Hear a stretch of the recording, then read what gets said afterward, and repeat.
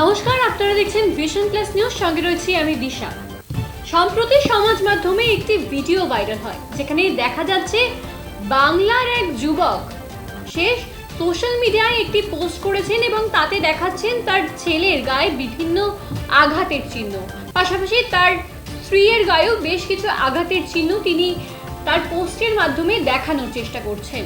সেই পোস্টকে ঘিরে মুখ্যমন্ত্রী মমতা বন্দ্যোপাধ্যায় একটি টুইট করেন, আর সেই টুইটের পর থেকে শুরু হয় রাজনৈতিক তরজা। বিরোধী দল নেতা শুভেন্দু অধিকারী বলছেন এটি সম্পূর্ণ একটি ভুয়ো টুইট, এবং তারপরেই তিনি সাংবাদিক বৈঠক করে বেশ কিছু সিসিটিভি ক্যামেরার ফুটেজ একটি জায়েন্ট স্ক্রিনে দেখান এবং তার বলা কথার সত্যতা প্রমাণ করার চেষ্টা করে। বিরোধী দল নেতা কি সিসিটিভি ফুটেজ দেখালেন এবং তার পাশাপাশি কি বার্তা দিলেন তাই তুলে ধরবো আপনাদের সামনে। করেছিলেন পোস্ট এখনো ডিলিট হয়নি। অম্বিকেশ মহাপাত্র কার্টুন করলে জেলে যায়, শিলাদিত্য সারের দাম বেশি কেন বললে জেলে যায়। যত ইউটিউবার সরকারের বিরুদ্ধে বলেন তাদের বিরুদ্ধে কেস হয়, কিন্তু মমতা বন্দ্যোপাধ্যায়ের গুজবের পরে প্রমাণিত দিল্লি পুলিশের ডিসি তিনি বলেছেন প্রথম দেখানো না টুইট। এটাতে কি দাবি করেছিলেন? উনি দাবি করেছিলেন একজন বাংলা ভাষী মহিলা তার ছেলেকে দিল্লি পুলিশ মারধর করেছে।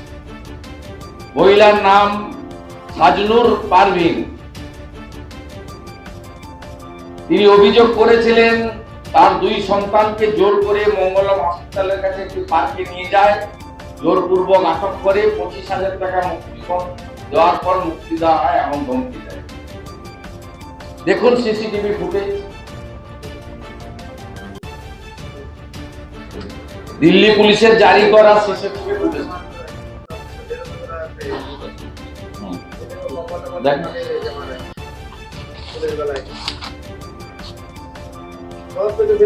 আমাদের না কোনো কাপড় আছে না কিছু আছে বাচ্চাদের, দেখো কেমন মারেছে আমার বউ।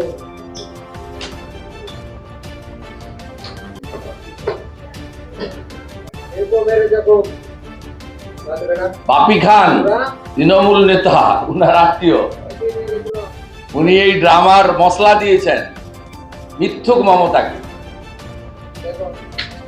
গুজব রটানোর মাস্টার মমতা।